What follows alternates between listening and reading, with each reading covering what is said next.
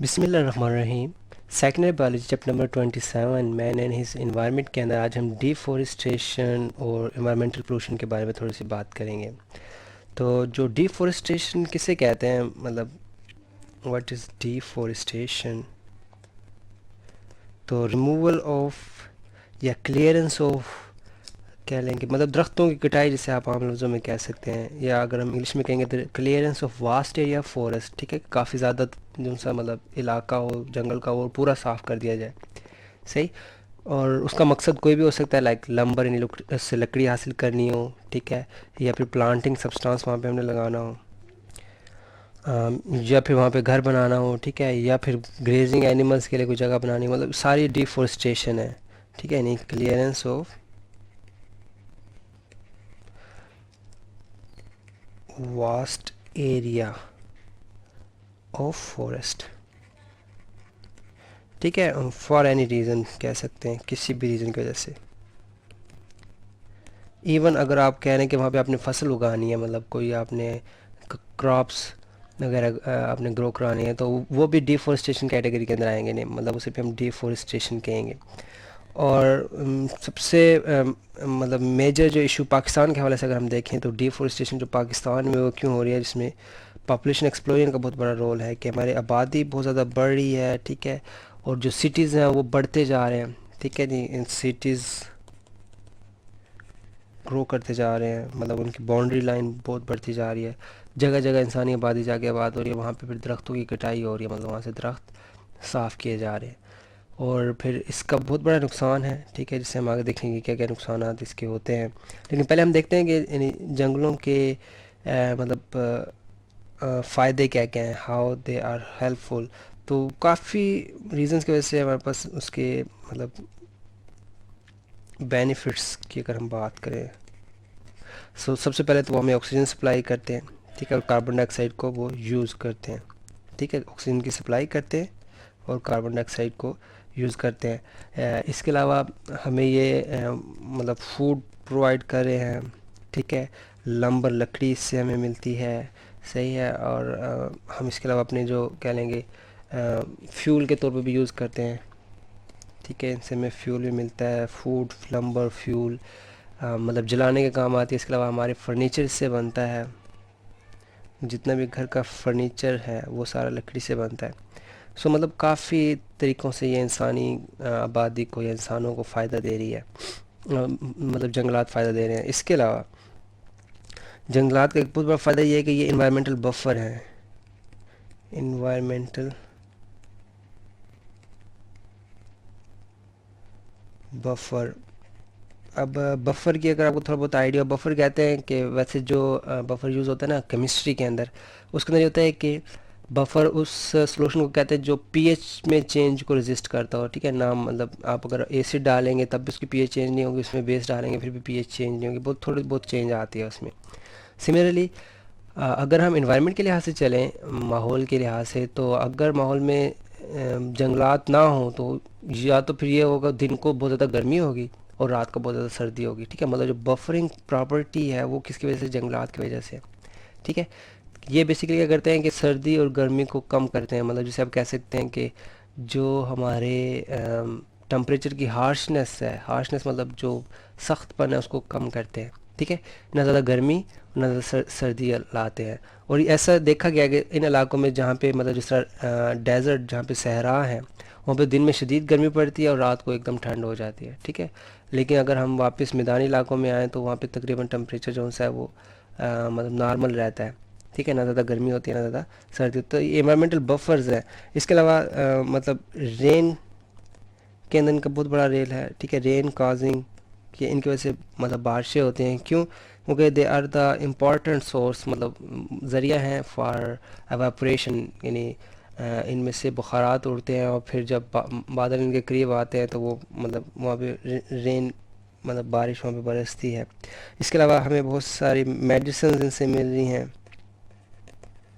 सही के बहुत सी ऐसी मेडिसिन हैं जो हम अपनी कह लें कि यूज़ करते हैं, मतलब अपनी मेडिकल फील्ड के अंदर, वो इन्हीं के सोर्सेज मतलब प्लांट्स के सोर्सेज से हमें मिलती है। और इसके अलावा दे आर प्रोवाइड कह लें कि कम्युनिटी फॉरेस्ट कम्युनिटी जो सी है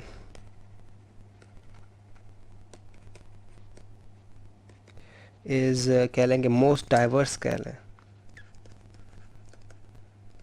कि जो जंगलात के अंदर आपको हर किस्म के ऑर्गेनिज्म मिलेंगे, जिसमें आप ये कह रहे हैं इंसेक्ट्स भी होंगे, फिर प्रोड्यूसर्स होंगे, फिर consumers, primary, tertiary, secondary consumers होंगे। मतलब काफ़ी ज़्यादा इनके अंदर कह लें कि डाइवर्सिटी होती है फॉरेस्ट के अंदर। अगर हम फॉरेस्ट को डिस्ट्रॉय करते हैं तो इसका मतलब है कि हैबिटेट लॉस होगा, फिर आहिस्ता आहिस्ता जो स्पीशीज़ हैं वो इंडेंजर होना शुरू हो जाएंगी और आहिस्ता आहिस्ता एक्सटिंक्ट हो जाएंगी।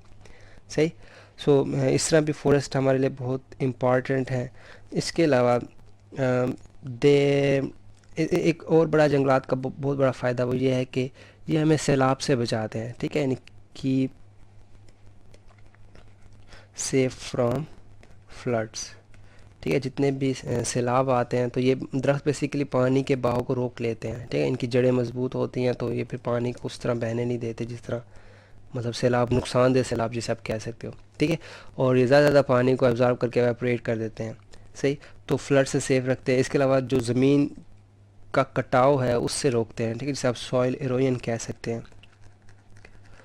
सॉइल एरोजन कि जो अगर जंगलात ना हो तो हमारी यानी आपने भी देखा होगा जब बारिश होती है ऐसा इलाका जहाँ पे घास वगैरह ना हो तो वहाँ पे फिर निशान पड़ जाते हैं पानी बहने के ना, तो उसे हम कहते हैं जंगलात का कटाव। इस तरह वो दरिया जिनके इर्द गिर्द दरख्त नहीं होते तो वो ऐसा सा काटते जाते हैं, मतलब मतलब उनकी जो ज़मीन होती है वो काटते जाते हैं, उसे हम सॉइल एरोजन कहते हैं। उससे भी हमें बचाते हैं। सही। तो इस तरह मतलब काफ़ी ज़्यादा फ़ायदे हैं। ये तो कुछ हैं जिनका भी हमने जिक्र किया, मज़ीद भी हम काफ़ी इसमें चीज़ें ऐड कर सकते हैं। सही। अब तो ये डिफॉरेस्ट सॉरी ये फॉरेस्ट के फ़ायदे हैं। तो अगर हम डिफॉरेस्ट करेंगे तो फिर यही हमें नुकसान में देंगे। ठीक है, मतलब सैलाब आना शुरू हो जाएंगे, सॉइल एरोजन होगी। ठीक है, इसके अलावा हमें मतलब मेडिसिन्स नहीं मिलेंगी, फॉरेस्ट कम्युनिटी डाइवर्सिटी लॉस हो जाएगी, बारिश कम होगी, एनवायरमेंटल बफर यानी जो कह लें कि सर्दी और गर्मी वो तेज़ होगी, मतलब दिन को ज़्यादा गर्मी होगी, रात को ज़्यादा सर्दी होगी। ठीक है, हमें फूड, लंबर, फ्यूल, फर्नीचर वगैरह के लिए सामान नहीं मिलेगा, ऑक्सीजन, कार्बन डाइऑक्साइड का लेवल ज़्यादा हो जाएगा। मतलब ये सारे नुकसानात हैं अगर हम फॉरेस्ट को डिफॉरेस्टेशन करते हैं, मतलब अगर हम जंगलात का कटाव करते हैं। ठीक है। इसके अलावा एक टर्म यूज़ होती है एफॉरेस्टेशन की।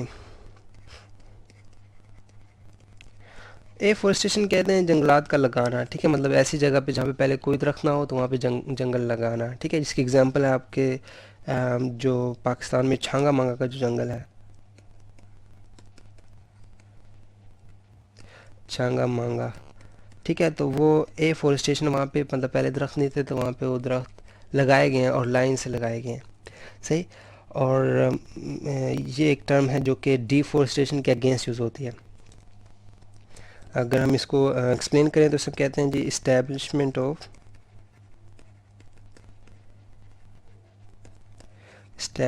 Of forest where there was no forest. ठीक है, कि ऐसी जगह पे फॉरेस्ट ग्रो करना या मतलब लगाना जहाँ पहले कहीं फॉरेस्ट नहीं थे। ठीक है, और ये प्लांटिंग से ही होता है, मतलब आप जाके पौधे लगाते हैं, फिर पौधे दरख्त बनते हैं और दरख्त फिर वो जंगल का रूप धारते हैं। ठीक है। इसके अलावा अगर हम देखें तो फॉरेस्ट एंड क्लाइमेट का भी हमने थोड़ा बहुत आइडिया ले लिया है कि लाइक जो फॉरेस्ट नहीं होंगे तो फिर जो कह लें कि इन्वायरमेंटल बफर का पार्ट था, मतलब जो टेम्परेचर को मेंटेन रखता है वो मतलब लॉस हो जाएगा। इसके अलावा फॉरेस्ट और डाइवर्सिटी का बहुत बड़ा लिंक है कि लाइक अगर फॉरेस्ट की कटाई होगी तो फिर जो कह लें कि बहुत सी स्पीशीज़ जो जंगलों में रहती हैं वो ऐसे ऐसा ख़त्म होना शुरू हो जाएंगी। इनकी काफ़ी एग्जांपलें अभी भी हैं, लाइक वाइट टाइगर जो कि यहाँ पे मरी के इलाकों में पाया जाता था। ठीक है, मरी के जो जंगल थे ना इसमें वाइट टाइगर था। और फिर जब जो जो वहाँ पे आबादी शुरू हुई तो इन्होंने फिर मतलब जंगलात का कटाव भी किया, फिर वो आबादी की तरफ आता था तो उन्हें मार देते थे। ठीक है, तो मतलब ये भी बहुत बड़ा मतलब कह लेंगे नुकसान है डाइवर्सिटी का, डाइवर्सिटी पे फॉरेस्ट या डिफॉरेस्टेशन का। सही। ये अभी छोटी सी एग्जांपल भी है कि लाइक आप जब जंगलात काट देते हैं तो फिर आपको बाद में फील होता है कितना बड़ा डैमेज हुआ है। सही। अब हम चलते हैं पोल्यूशन के ऊपर। Pollution again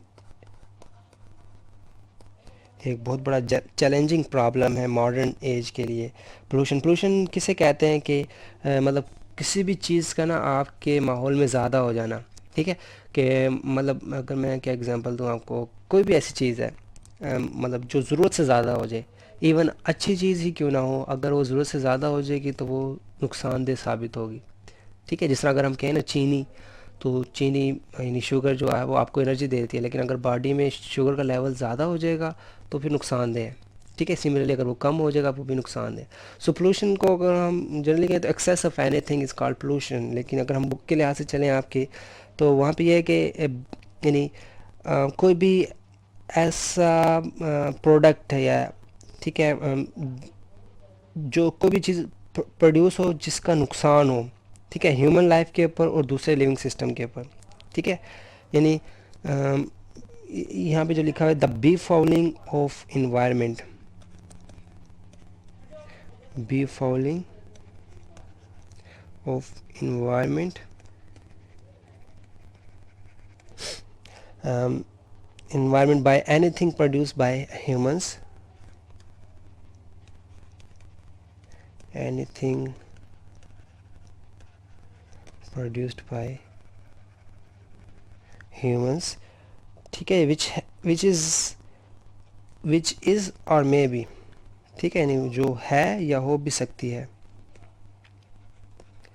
may be harmful to human life and other living organisms, harmful to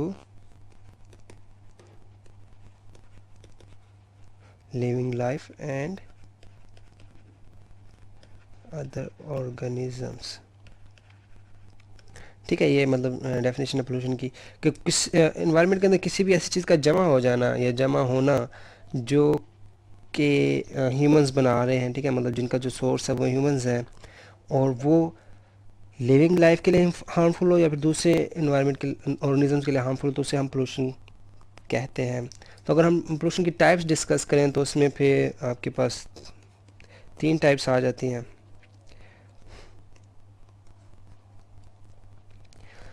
जिसमें सबसे पहले एटमॉस्फेरिक प्रेशर है, सॉरी एटमॉस्फेरिक पोल्यूशन है, जो कि एयर के लिहाज से होता है। ठीक है, फिर वाटर पोल्यूशन है, मतलब जो वाटर के लिहाज से है, और लास्ट में लैंड पोल्यूशन है, जिसे आप ज़मीनी आलूदगी भी कहते हो। ठीक है, मतलब हवाई आलूदगी, पानी की आलूदगी और ज़मीन की आलूदगी। ठीक है, मतलब पोल्यूशन को आलूदगी उर्दू में कहते हैं।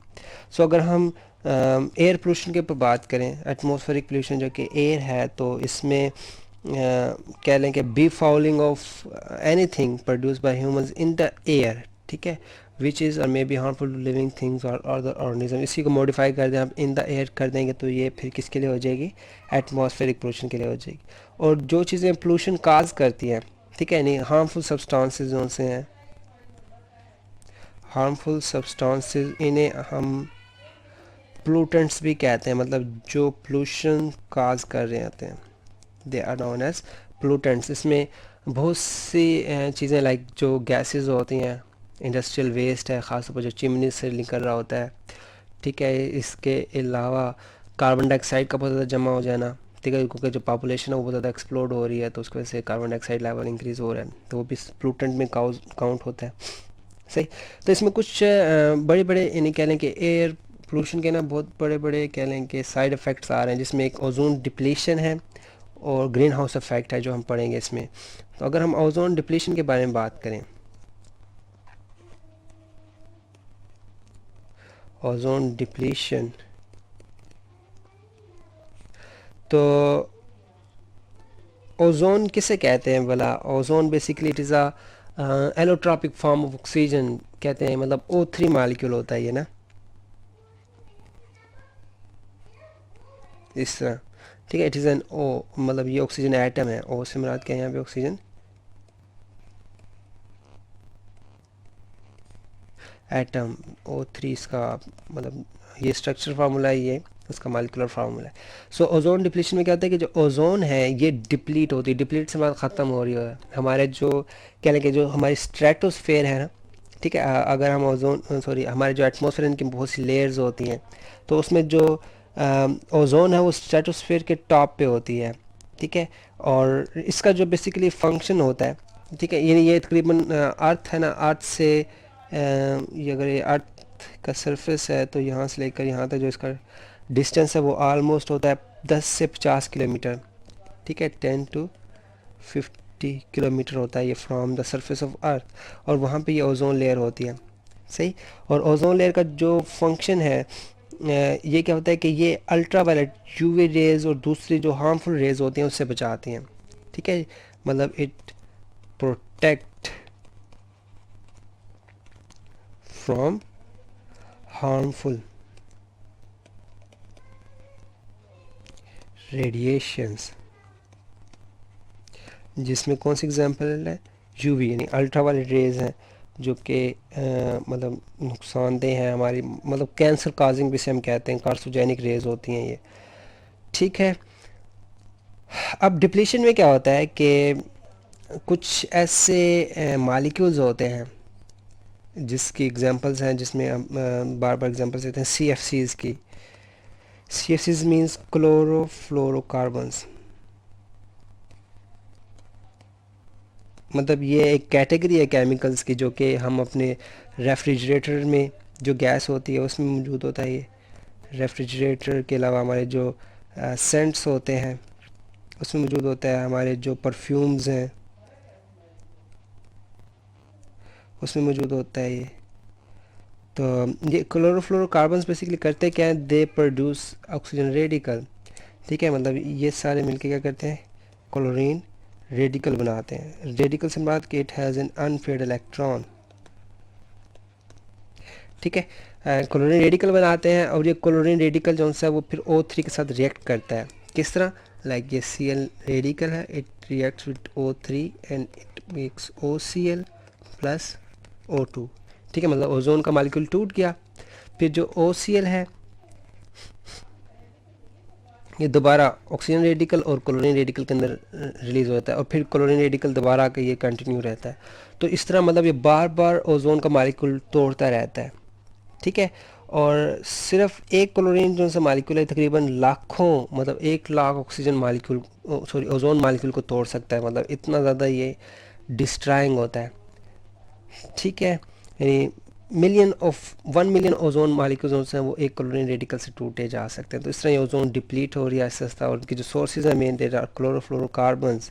तो इस तरह की गैस पे पाबंदी हो ताकि मतलब जो हमारी ओजोन है वो सेफ़ रहे और हम अल्ट्रावायलेट रेज़ के ज़रिए से बच सकें, जो कि हमारी स्किन के लिए डेंजरस हैं, हमारे लिविंग ऑर्गेनिजम्स के लिए डेंजरस हैं, हमारे मतलब पूरे क्या लेंगे इकोसिस्टम के लिए डेंजरस है। सही। सो ये हो गया पार्ट ओजोन डिप्लीशन का। इसी तरह एक और फैक्टर है, या कह लें कि एक और मतलब आउटकम आ रहा है air pollution, that is green house effect. ठीक है, जिसे हम ग्रीन हाउस इफेक्ट कहते हैं। ग्रीन हाउस इफेक्ट के बारे में पढ़ते हैं हम। इससे पहले आपने कहीं ग्रीन हाउस देखे हैं? अगर आपको थोड़ा बहुत ग्रीन हाउस का आइडिया हो। नहीं आइडिया? तो ग्रीन हाउस क्या होता है बेसिकली, मतलब आप कभी नर्सरी में जाए ना, तो नर्सरी में जो पौधे रखे होते हैं, लाइक अगर मैं यहाँ पे पौधे बनाऊँ,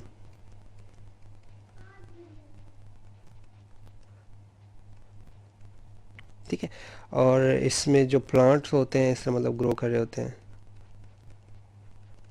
ठीक है, और मोस्टली इनको ना एक ख़ास सब्ज़ रंग की जो चादर होती है उनके ऊपर उन्होंने डाली होती है।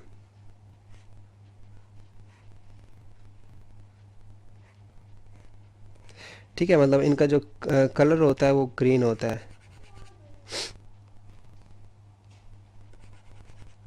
इस शीट का कलर ग्रीन होता है। ठीक है, इसे हम ग्रीन हाउस कहते हैं, it is known as green house. और इस ग्रीन हाउस का फ़ायदा क्या होता है कि ये ना अंदर का जो टेम्परेचर होता है, मतलब बाहर से सनलाइट आती है अंदर पड़ती है। ठीक है, और जब ये वापस जाने की कोशिश करते हैं तो ये ट्रैप हो जाती है, वापस रिफ्लेक्ट इन हो जाती है, मतलब इस तरह ये वापस इसकी रिफ्लेक्शन होना स्टार्ट हो जाती है। ठीक है, तो जो अंदर का जो टेम्परेचर होता है ये आलमोस्ट होगा फॉर एग्ज़ाम्पल 35 डिग्री सेंटीग्रेड, और जो बाहर का टेम्परेचर होगा वो कितना होगा, ऑलमोस्ट 30 डिग्री सेंटीग्रेड। ठीक है, तो मतलब इस तरह टेम्परेचर का डिफरेंस हो जाता है, इसे ग्रीन हाउस कहते हैं। ठीक, कि मतलब एक लेयर सी होती है, ग्रीन लेयर, जो कि लाइट को अंदर इंट्रैप कर देती है, और इस तरह फिर जो प्लांट्स होते हैं वो जल्दी जल्दी ग्रो करते हैं, मतलब लाइट का इफेक्ट होता है, ज़ाहिर बात है। सिमिलर कंडीशन जो है ना, वो हमारी एटमॉस्फेरिक पोल्यूशन की वजह से हमारे एटमॉस्फेयर में भी आ रही है। क्या होता है कि आपके सामने बहुत सी गैसेस हैं, जिसमें मतलब ये चिमनी से है, मतलब जो हमारी इंडस्ट्रीज से गैसेस निकल रही हैं, फिर हमारे जो ऑटोमोबाइल से निकल रही हैं, हमारा जो फ्यूल कंबस्टन हो रहा है, ठीक है, लकड़ियाँ जलाते हैं हम, या पेट्रोल जलाते हैं, या घर में सिलेंडर वगैरह इस्तेमाल करते हैं, सुई गैस इस्तेमाल करते हैं हम। ठीक है, वो हो गया। इसके अलावा स्प्रेज हो गए बहुत से। ये सारी चीज़ें जो सी ना, वो ऊपर जाके जमा होना शुरू हो जाती हैं।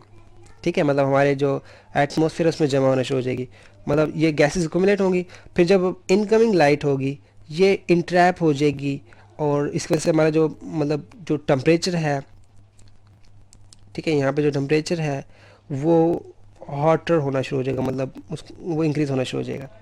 सही, कि यानी अगर हम ग्रीन हाउस इफेक्ट को एक्सप्लेन करें तो व्हेन वेरियस गैसेस, मतलब different type of gases start accumulating into the atmosphere, and they tend to absorb more radiation from the sun। ठीक है, नहीं वो सन से ज़्यादा रेडिएशन एब्जॉर्ब करेंगे, and the atmosphere temperature rises. ठीक है, जो एटमोसफेयर का टेम्परेचर है वो बढ़ना शुरू हो जाएगा, and this is known as green house effect. ठीक है, which is due to air pollution. ठीक है, एयर पोल्यूशन की वजह से ग्रीन हाउस इफेक्ट हो रहा है। और मतलब यानी ग्रीन जो इसमें गैसेस होंगी वो ग्रीन हाउस गैसेस होंगी, ग्रीन हाउस गैसेस, मतलब सारी गैसेस नहीं है, मतलब ग्रीन हाउस गैसेस में कार्बन डाइऑक्साइड है, ठीक है, नाइट्रोजन डाइऑक्साइड है, फिर इसके अलावा अल्केन्स होते हैं। ठीक है, मतलब जो क्या लें कि जिसमें मीथेन, इथेन, प्रोपेन वगैरह हैं। ठीक है, और मतलब जिसे आप हाइड्रोकार्बन गैसेस कह सकते हैं, हाइड्रोकार्बन गैसेस हैं। तो ग्रीन हाउस गैसेस ये होते हैं कि green house gases are those which prevent heat to escape out of them. ठीक है, नहीं दे एक्चुअली क्या करते हैं, ये prevent heat to escape out of them. ठीक है, मतलब एक दफ़ा उनमें एनर्जी मतलब इंट्रैप हो जाती है, तो वो फिर उनके अंदर ही रहती है, और वो फिर मतलब टेम्परेचर इंक्रीज़ कर देते हैं, मतलब वो हॉटर करना स्टार्ट कर देते हैं। इसे आप ग्रीन हाउस इफेक्ट कहते हैं। सो ये आज का लेक्चर हो गया हमारा एटमॉस्फेरिक पोल्यूशन के बारे में, और इससे पहले हमने थोड़ा बहुत डिफॉरेस्टेशन के बारे में बात की। नेक्स्ट लेक्चर के अंदर हम एसिड रेन, वाटर पोल्यूशन, और फिर थोड़ा बहुत देखेंगे हेल्थ एंड डिजीज़ के बारे में डिस्कस करेंगे।